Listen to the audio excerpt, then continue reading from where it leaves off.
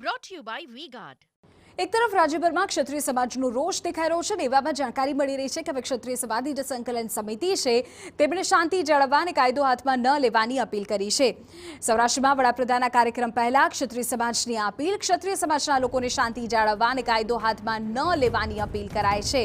ઉલ્લેખનીય છે કે લોકશાહી ઢબે લડત ચાલુ રાખવા અને 7મી તારીખ સુધી આચાર સંહિતાનું પાલન કરવાની પણ અપીલ કરવામાં આવી છે। જામનગર, મોરબી અને વાંકાનેર ક્ષત્રિય સંકલન સમિતિ દ્વારા અપીલ કરવામાં આવી છે। અત્યારે ચાલી રહેલી નારીના અસ્મિતા આંદોલનને કોઈ અનિષ્ટ તત્વો દ્વારા આ આંદોલનને ગેરમાર્ગે લઈ જવા અને આપણા સમાજની બદનામી ના થાય તેવી હીન પ્રવૃત્તિના પ્રયાસ ચાલી રહ્યા છે તેવી માહિતી મળી છે।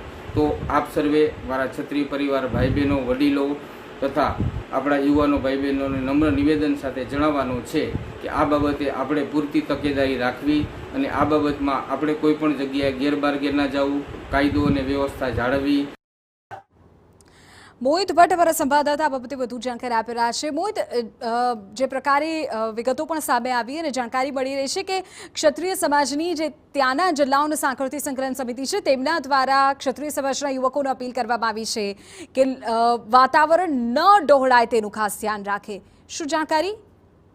સ્પષ્ટપણે આગામી 2 તારીખના રોજ પ્રધાનમંત્રી નરેન્દ્ર મોદી છે તે જામનગર અને જૂનાગઢની મુલાકાતે આવી રહ્યા છે ને દરમિયાન જે રીતે છેલ્લા ઘણા દિવસોથી ક્ષત્રિય આંદોલન છે તે ચાલી રહ્યું છે ને તેમાં પણ જામનગર જિલ્લામાં તેની અસર છે તે વધારે જોવા મળશે, કારણ કે છેલ્લા દિવસોમાં જે રીતે જામનગરમાં આક્રમક રીતે વિરોધ કરવામાં આવ્યો ને કાયદો અને વ્યવસ્થાની સ્થિતિ જોખમાય તે પ્રકારનો આ વિરોધ છે તે જોવા મળ્યો હતો, ત્યારે કાયદો અને વ્યવસ્થાની સ્થિતિ પણ જળવાઈ રહી અને એટલું જ નહીં પરંતુ ક્ષત્રિય સમાજની જે સંકલન સમિતિ છે તેમના દ્વારા અપીલ કરવામાં આવી છે કે જ્યારે પ્રધાનમંત્રી આવતા હોય ને સાથે સાથે ચૂંટણીનો માહોલ હોય, આચારસંહિતા લાગુ હોય, ત્યારે કોઈ પણ પ્રકારની અનિચ્છનીય ઘટના ન બને અને તેની ખાસ તકેદારી રાખવાની ખૂબ જ જરૂર છે। સંકલન સમિતિ દ્વારા ખાસ અનુરોધ કરવામાં આવ્યો છે કે કેટલાક અનિષ્ટ તત્વો છે તેમના દ્વારા વાતાવરણને ડોળવાનો પ્રયાસ છે કરવામાં આવી શકે છે અને તેને ધ્યાને લેતા સમાજનો ક્યાંય ગેરઉપયોગ ન થાય તે માટે આ પ્રકારે તકેદારી રાખવા માટેની અપીલ કરી છે ને 7 તારીખ સુધી ગાંધી ચિંધ્યા માર્ગે અને લોકશાહી ઢબે આ આંદોલન કરવામાં આવે તેવી પણ અપીલ છે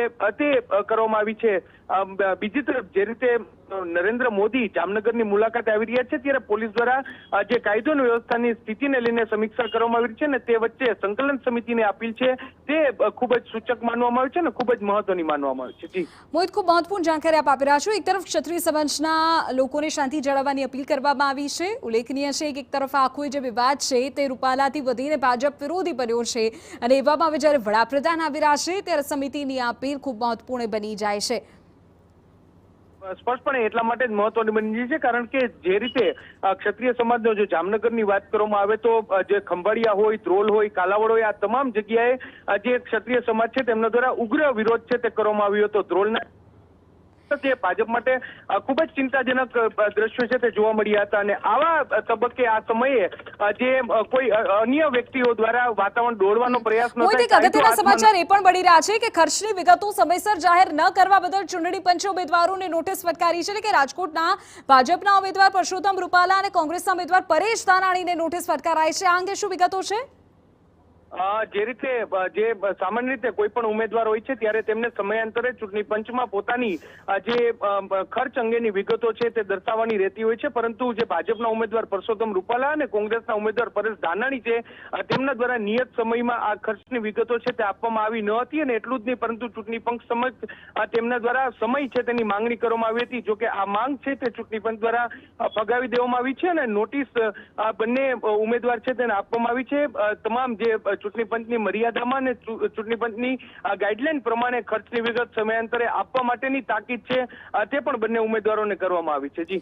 મોહિત, આભાર આ તમામ વિગતો બદલ। તો તાકીદ કરવામાં આવી છે, બંને ઉમેદવારે ચૂંટણી ખર્ચનો હિસાબ સમયસર રજૂ ન કરતા નોટિસ પણ આપવામાં આવી અને ઉલ્લેખનીય છે કે બંને ઉમેદવારોએ ખર્ચ રજૂ કરવા માટે સમયની માંગણી કરી હતી, જોકે હવે નોટિસ અપાઈ હોવાની જાણકારી છે।